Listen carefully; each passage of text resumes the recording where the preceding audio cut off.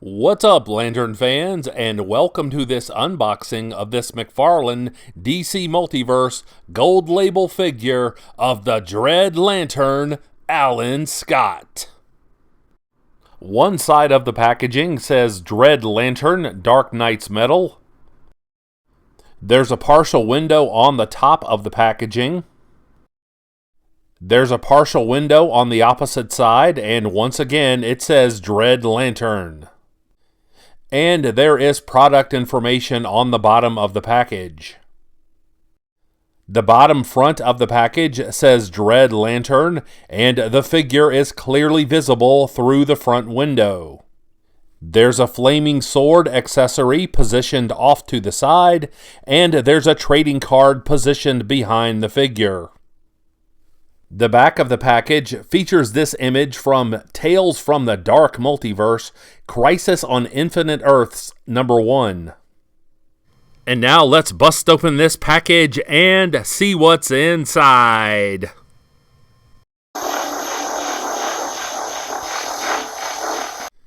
The figure comes with this trading card, and I protect all of my cards by putting them in penny sleeves and top loaders.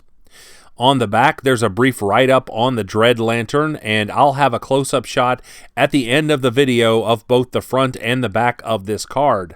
And the figure comes with the basic DC logo peg base. And here is the Dread Lantern, Alan Scott, free of the package and ready to rumble. This was certainly an interesting choice by McFarlane, considering that this version of the character is a lesser-known version from the Dark Multiverse. However, there are quite a few things to appreciate about this figure, so let's have a closer look at the loose details now.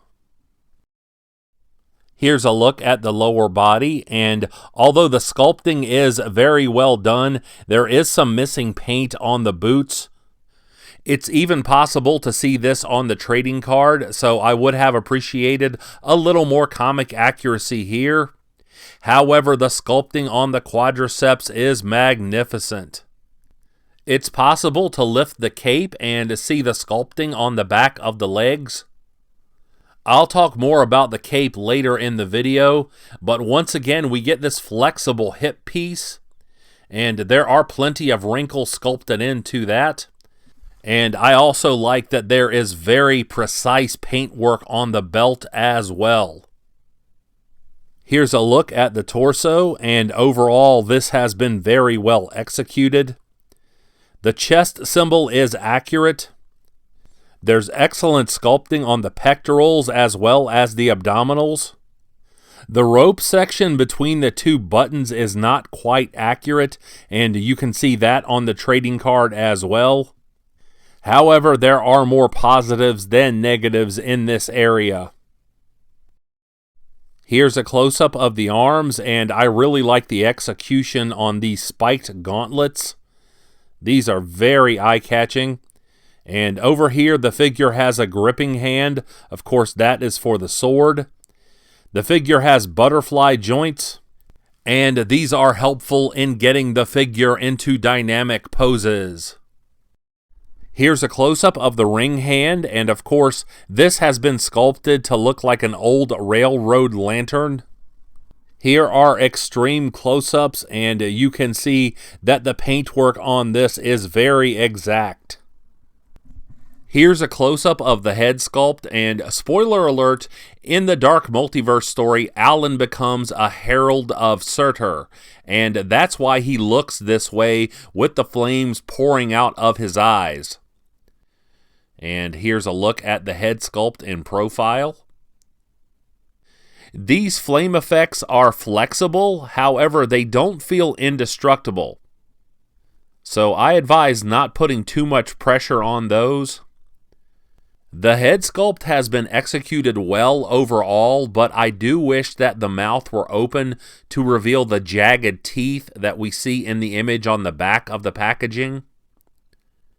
And even though there are other versions of Alan, like the Sentinel version and the New 52 version, that I would have preferred before this one, this is still an eye-catching figure. Let's have a look at articulation now. The feet move backward and forward at the ankle joints. The figure has double jointed knees, so it's possible to get the figure into a deep running pose. The figure can step back this much and kick forward this far, so that is impressive. Once again, be careful with this flexible hip piece. The figure can do a full split with the ratchet joints in the hips, and that is just perfect for a deep side kicking pose. There's rotation at the waist and upper torso swiveling, as you can see demonstrated here. The figure has rotation at the wrists and double jointed elbows, so it's possible to work the arms into this angle. The figure also has bicep swiveling, and that's very helpful for ring slinging poses. And the figure has these beautiful butterfly shoulder joints. It is possible to do a 360 with the arm at the shoulder joint. However, there is some friction with the cape, so take extra care if you decide to do that.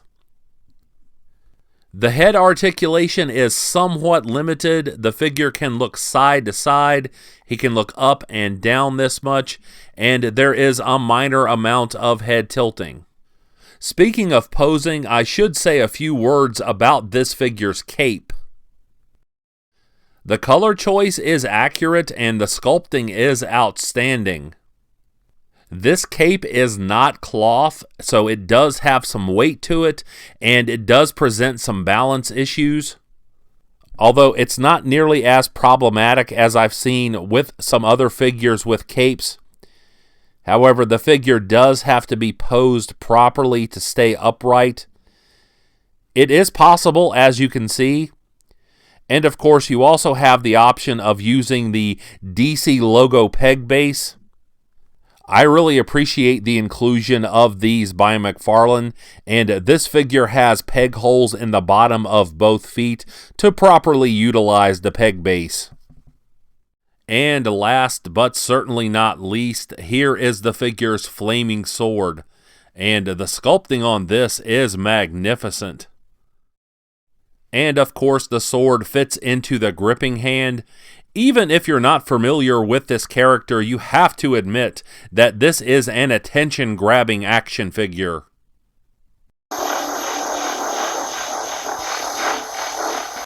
Like and subscribe if you enjoyed this unboxing video, and don't forget to check out the rest of my Green Lantern collectible reviews. Also, don't forget to tell all of your friends about this channel. I would certainly appreciate it. And I'll be back with more Green Lantern content soon. But until we meet again, this has been the Emerald Enthusiast, and thanks for watching.